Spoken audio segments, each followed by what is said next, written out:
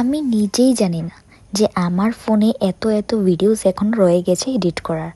যখনই ফোনটা হাতে নিই ফটোস দেখার জন্য তখনই দেখি অনেকগুলো ভিডিওস তো আরও রয়ে গেছে যেগুলো এডিট করতে হবে।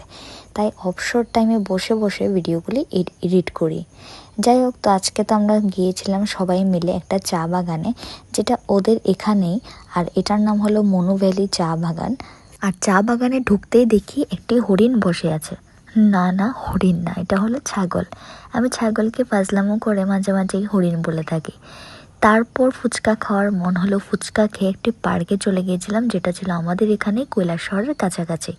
পার্কটা নতুন হয়েছে তাই দেখার জন্য গিয়েছিলাম, বেশ ভালোই।